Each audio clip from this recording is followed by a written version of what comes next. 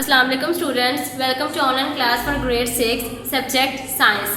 Today's lecture number is 3, chapter number 2, living organisms.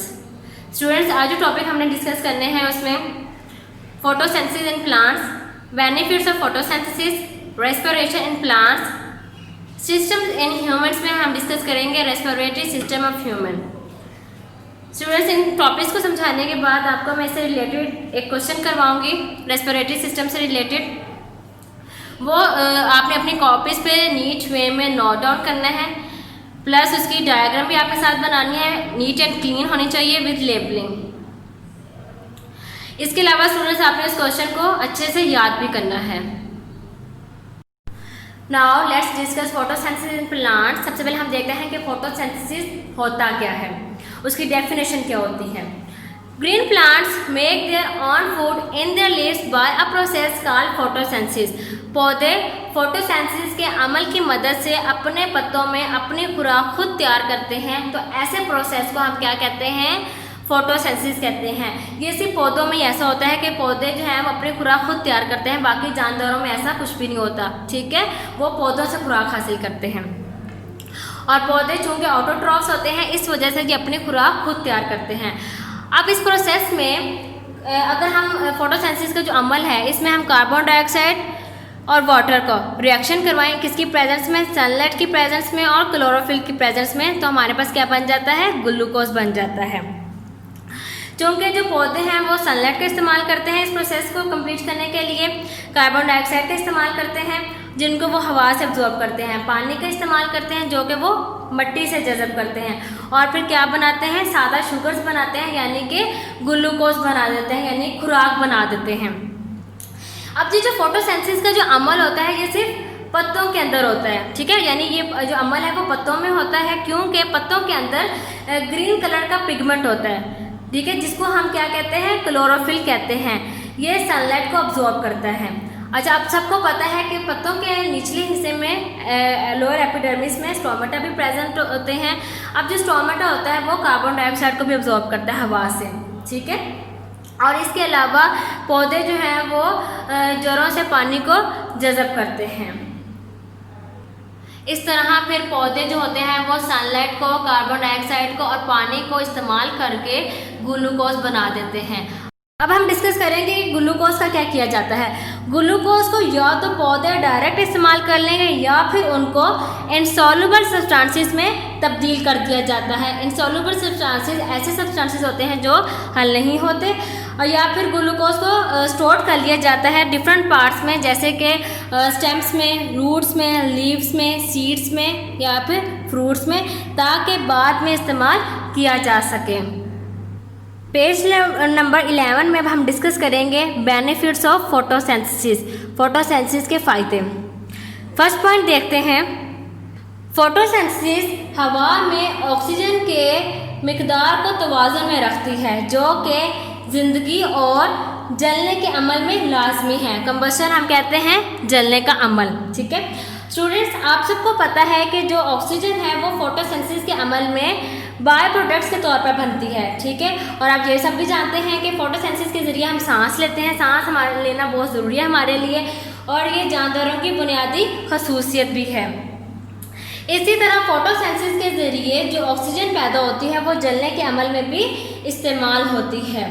जलने का अमल जो होता है वो ऑक्सीजन की मौजूदगी में होता है, और इस तरह दोनों प्रोसेसेस यानी कि लाइफ के लिए और कंबशन के लिए ऑक्सीजन बहुत ज़रूरी है, यानी कि लाजमी है, जो कि फोटोसिंथेसिस के अमल से पैदा होती है. सेकंड पॉइंट देखिए.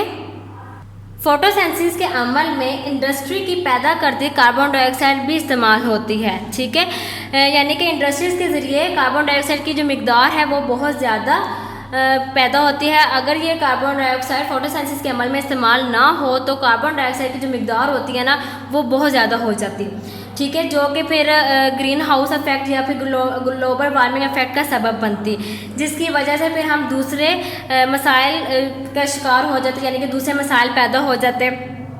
इस तरह जब फोटोसिंथेसिस के अमल में कार्बन डाइऑक्साइड की मिकदार ज़्यादा इस्तेमाल हो जाती है तो फिर हम दूसरे जो इफेक्ट्स हैं उनसे हम बच जाते हैं. थर्ड पॉइंट देखते हैं अब हम.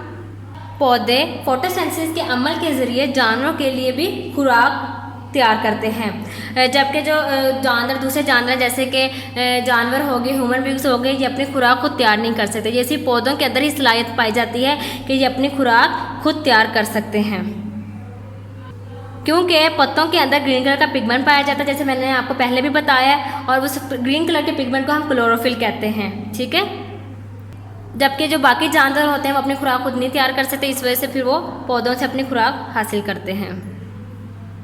इसके अलावा cars, aeroplanes, home heating systems और जो इंडस्ट्रियल कम्प्लेक्स यानी कि जो नेचुरल प्रोडक्ट्स का इस्तेमाल करते हैं, जैसे कि पेट्रोलियम और गैसेस, ये भी हज़ारों साल पहले फोटोसिंथेसिस के ज़रिए ही बनी थी।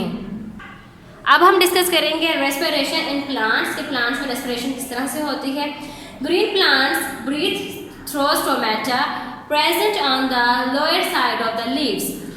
सबज पौधे पत्तों की निचली तरफ मौजूद स्टोमेटा के जरिए सांस लेते हैं, यानी कि पौधों में गैसों का तबादला कैसे होता है कि पत्तों की जो निचली तरफ लोअर एपिडर्मिस में स्टोमेटा मौजूद होते हैं, जिनके जरिए हवा पत्तों में दाखिल होती है और पत्तों से बाहर आती है।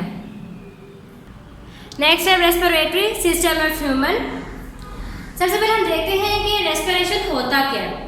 रेस्पिरेशन एक ऐसा अमल है जिसके दौरान जिस्मानी सेल्स में एनर्जी पैदा करने के लिए खुराक की ऑक्सीडेशन की जाती है।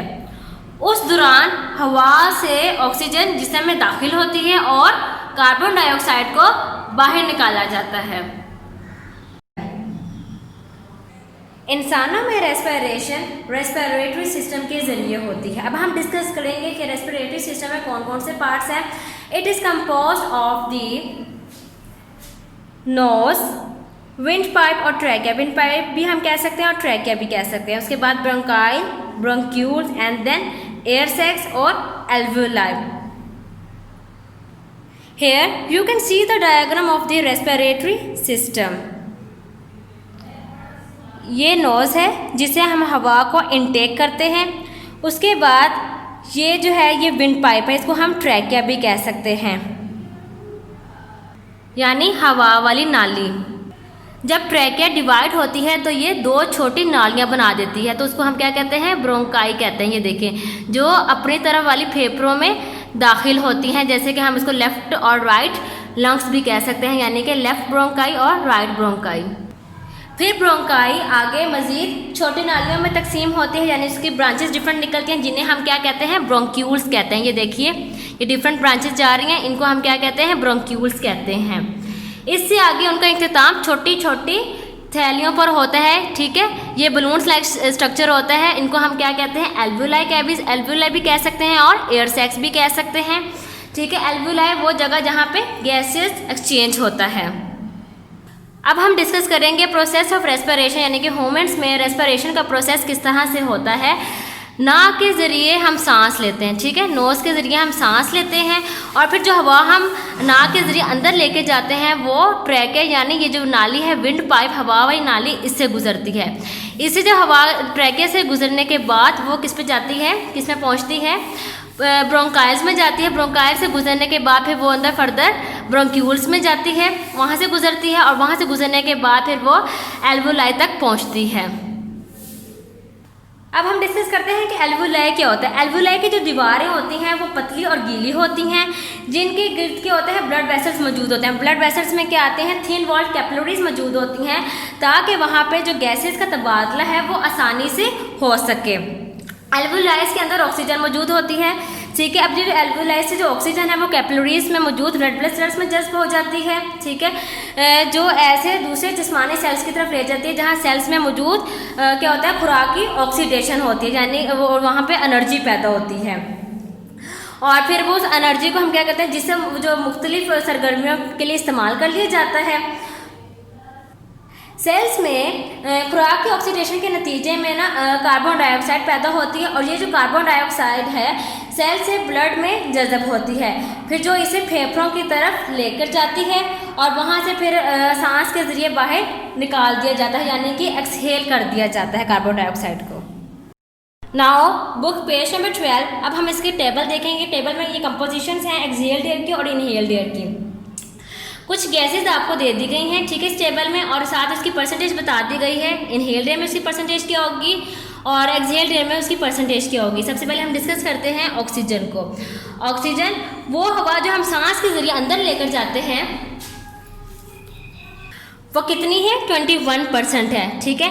जबकि जो एक्सहेल्ड एयर की जो परसेंटेज यानी कि जो ऐसी हवा जो हम सांस के जरिए बाहर निकाल देते हैं, ठीक है, वो क्या है, 16% है। अब जो 5% इसमें कमी आई है, वो क्यों कमी आई है? असल में वो जो ऑक्सीजन है ना, वो ग्लूकोज की ऑक्सीडेशन में इस्तेमाल हो गई है। अब हम डिस्कस करते हैं कार्बन डाइऑक्साइड को। इनहेल्ड एयर में उसकी जो परसेंटेज है वो 0.04% है, जबकि एक्सहेल्ड एयर में जो उसकी परसेंटेज है वो 4% है, ठीक है।